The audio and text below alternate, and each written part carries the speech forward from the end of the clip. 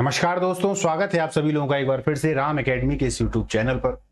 आज हम चर्चा करेंगे 22 सितंबर आज की तारीख में जो आज से संबंधित करंट अफेयर है। जितने भी महत्वपूर्ण फैक्ट हैं, जितनी भी जानकारियां पूरी की पूरी आपको इसी क्लास में मिल जाएंगी।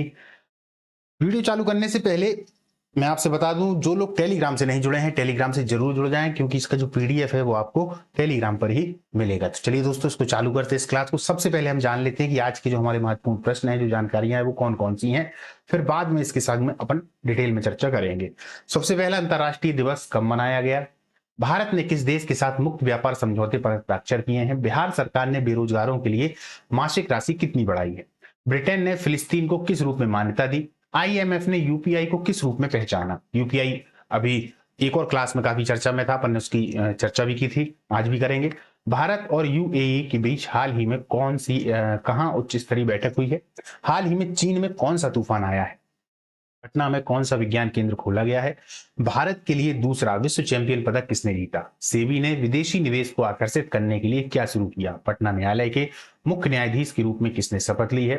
हाल ही में रिलीज हुई film Ajay the untold story of the Yogi किसने बनाई है? और अंत में एमसीक्यूज हर बार की तरह। शुरुआत के एमसीक्यूज के आंसर जो है वो मैं देता हूं, बाकी के आपको देने होते हैं। चलिए आगे चलते हैं।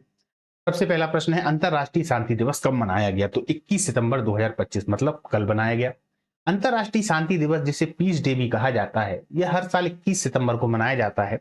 यह दिवस 1981 में संयुक्त राष्ट्र महासभा के द्वारा स्थापित किया गया था। इस फैक्ट को याद रखना।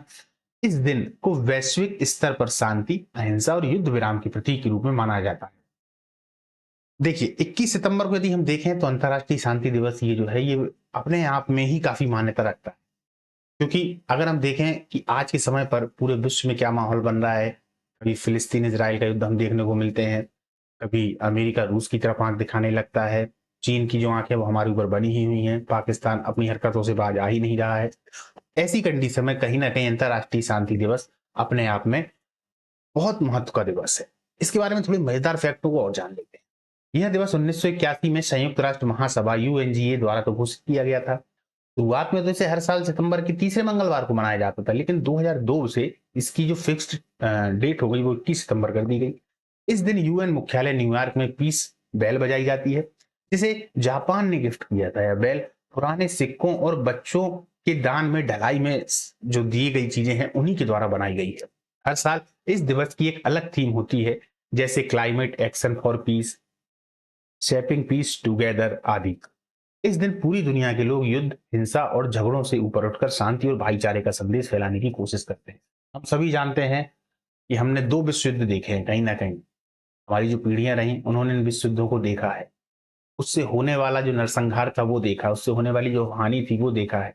उसके बाद जो फिर समस्याएं आई, चाहे वो बेरोजगारी की बात कर ली जाए, चाहे वो भूखमरी की बात कर ली जाए, चाहे वो कुपोषण की बात कर ली जाए, इन सब समस्याओं से घिरे। तो हम जानते हैं कि भैया तीसरा विश्व युद्ध ना हो, इसीलिए कहीं ना कहीं एक अंतरराष्ट्रीय स्तर पर, राष्ट्रीय स्तर पर इस प्रकार से ये जो दिवस बनाए जाते हैं, या कोई संस्थाएं हैं जो परमाणु संधियों का, जो परमाणु संयंत्र है, परमाणु हथियार है, इनका विरोध करते हुए नजर आते हैं, वो इसीलिए आते हैं कि भैया तीसरा विश्व युद्ध है वो ना हो। क्योंकि यदि इस बार हुआ तो सभी के पास में परमाणु बम है और कहीं ना कहीं सभी कुछ नष्ट हो जाएगा। चलिए अब हम सितंबर का देख लेते हैं कि सितंबर में कौन कौन से महत्वपूर्ण दिवस हैं। 2 सितंबर को विश्व नारियल दिवस मनाया जाता है। 5 सितंबर को शिक्षक दिवस। 8 सितंबर को अंतर्राष्ट्रीय साक्षरता दिवस। 10 सितंबर को विश्व आत्महत्या रोकथाम दिवस। 14 सितंबर को हिंदी दिवस। 15 सितंबर को इंजीनियर्स डे। 16 सितंबर को विश्व ओजोन दिवस। 21 सितंबर को अंतर्राष्ट्रीय शांति दिवस, जिसकी आज अपन चर्चा कर रहे हैं। 25 सितंबर को पंडित दीनदयाल उपाध्याय जयंती। 27 सितंबर को विश्व पर्यटन दिवस। 29 सितंबर को विश्व हृदय दिवस और 30 सितंबर को अंतर्राष्ट्रीय अनुवाद दिवस मनाया जाता है। ठीक है, अब मुझे नहीं लगता ऐसा कि आपको याद नहीं होंगे। जो लोग इनको देखते हैं बार बार जब आप देखेंगे तो याद हो जाते हैं, लगभग में याद होने लगे होंगे। चलिए आगे चलते हैं। भारत ने किस देश के साथ मुक्त व्यापार समझौते पर हस्ताक्षर किए? फिलहाल में न्यूजीलैंड के संग किए हैं। भारत और न्यूजीलैंड ने 19 सितंबर 2025 को क्वीन स्टाउन में तीसरे दौर की वार्ता के बाद comprehensive free trade agreement FTA पर सहमति जताई गई। है समझौता दोनों देशों के बीच व्यापारिक संबंधों को मजबूत करेगा और आपसी निवेश को बढ़ावा देगा। न्यूजीलैंड की जो राजधानी है वो क्या है? वेलिंगटन है। या और अभी फिलहाल में यहाँ के जो प्रधानमंत्री हैं वो है क्रिस्टोफर लक्ष्य। याद रखिएगा दोस्तों, यदि आपको मुक्त या मुक्त व्यापार नहीं पता है तो आप लोग कमेंट में बताइएगा, मैं इस पर एक क्लास बना दूंगा। चलिए आगे चलते हैं। बिहार सरकार ने बेरोजगारों के लिए मासिक राशि कितनी बढ़ाई है? भैया कितनी बढ़ाई हुई है? 1,000 रुपए प्रति माह।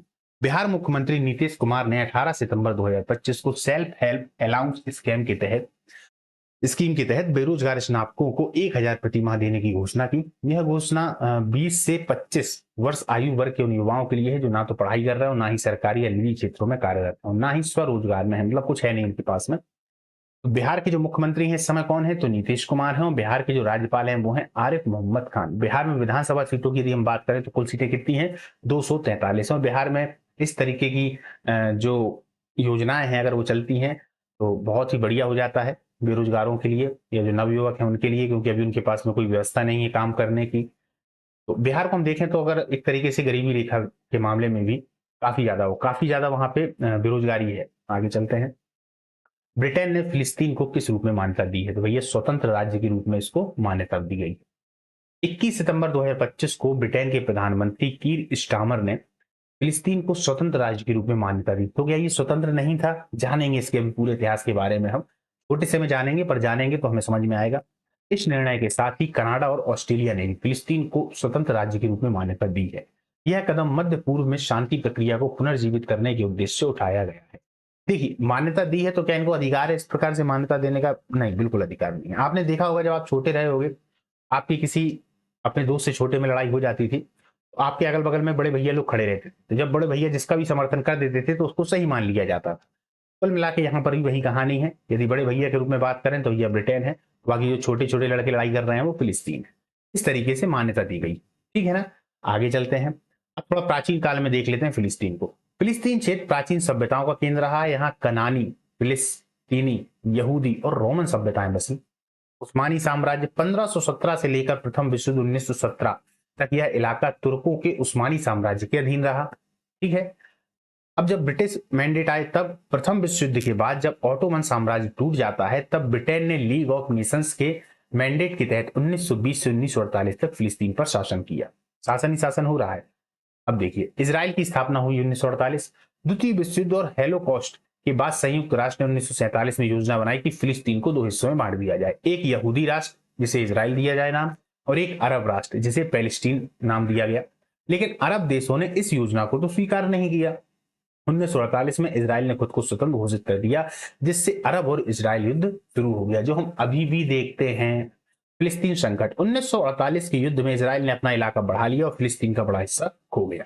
वेस्ट बैंक जॉर्डन के पास चला जाता है और जो गाजा पट्टी है वो मिस्र के पास चली गई। आज की हम स्थिति देखें तो फिलिस्तीन को आज दुनिया के लगभग 138 देश स्वतंत्र राष्ट्र के रूप में मान्यता देते हैं, लेकिन कई बड़े देश हैं जैसे अमेरिका है, ब्रिटेन है, अभी भी पूरी तरह मान्यता नहीं देते। क्योंकि अमेरिका को हम जानते हैं कि ये किसका पक्ष लेता है? इजराइल का पक्ष लेता है।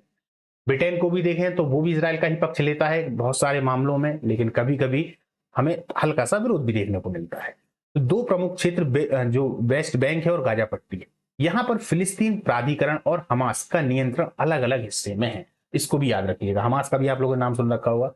एक तरीके से हम देखें तो कहीं ना कहीं जब हम ध्यान देते हैं इस पे तो हम देखते हैं कि ब्रिटेन ने एक तरीके से मान्यता दे दी, कनाडा ने मान्यता दे दी कि ठीक है भैया आप स्वतंत्र राष्ट्र हो।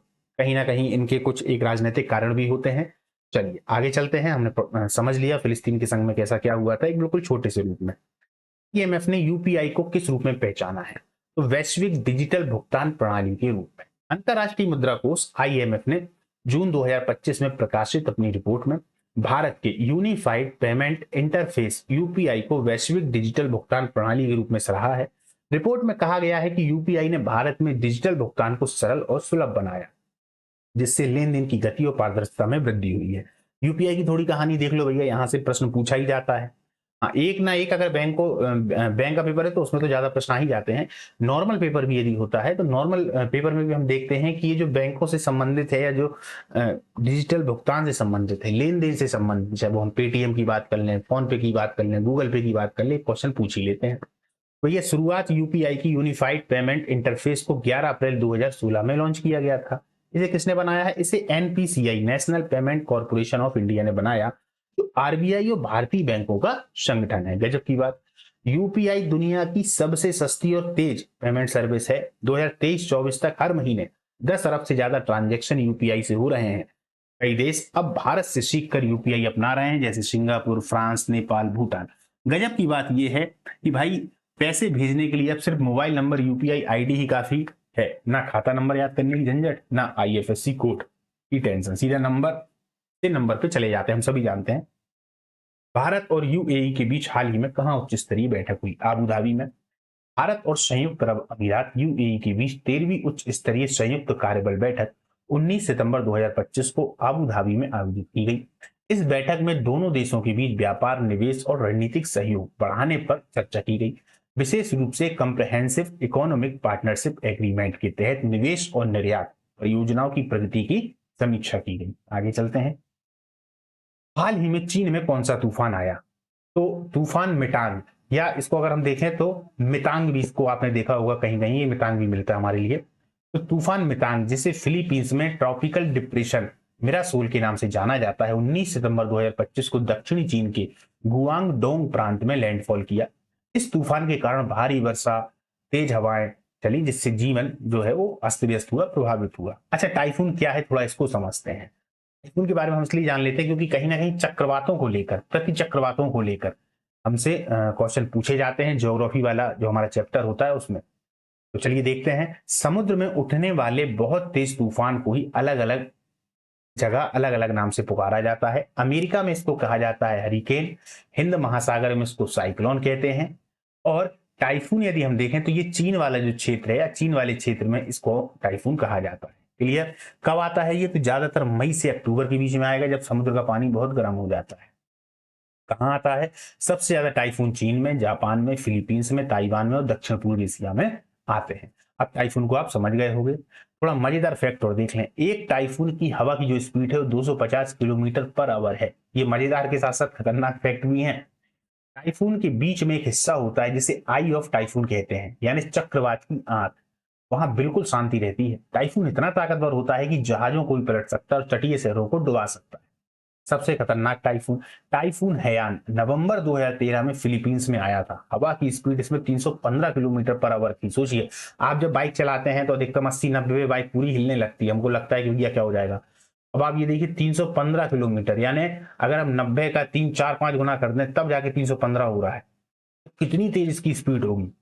इसे अब तक का सबसे खतरनाक और विनाशकारी टाइफून माना जाता है। कार, ट्रक वरक ये सब उड़ जाते हैं इसमें।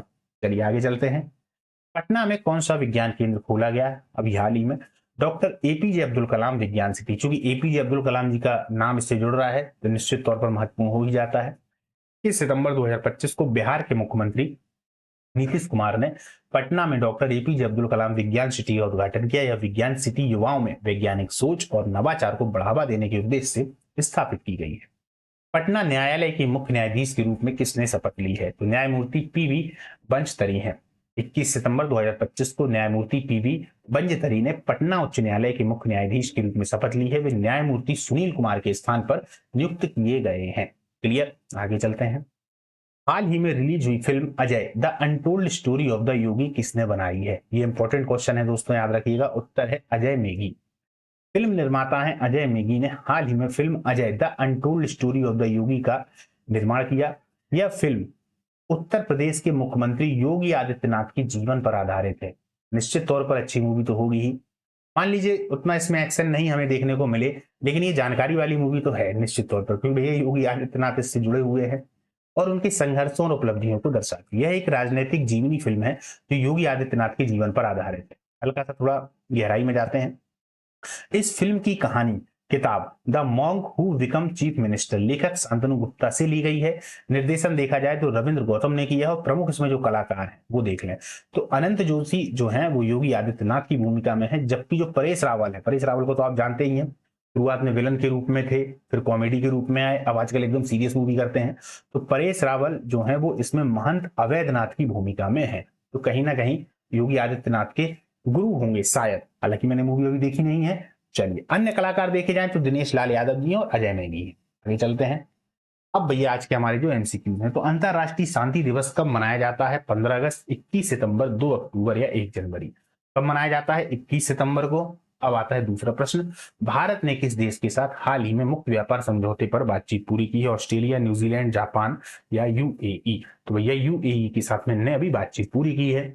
आगे चलते हैं, बिहार सरकार ने बेरोजगार युवाओं के लिए मासिक राशि कितनी बढ़ाई है? 500, 1000, 1500, 2000? ये आपको बताना है। आईएमएफ ने भारत के किस डिजिटल भुगतान प्रणाली को वैश्विक मॉडल के रूप में मान्यता दी है? पेटीएम, गूगल पे, यूपीआई, फोन पे?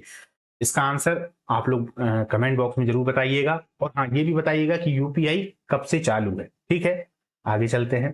पटना में doctor APJ Abdul Kalam science city का उद्घाटन किसने किया है? राष्ट्रपति, प्रधानमंत्री, मुख्यमंत्री नीतीश कुमार या गवर्नर? आज के दोस्तों ये प्रश्न थे। इस प्रकार आज की हमारी जो क्लास है इसको अपन यहाँ पर समाप्त करते हैं और मिलते हैं अगली क्लास में अगली तारीख के साथ में। तब तक के लिए जय हिंद, नमस्कार।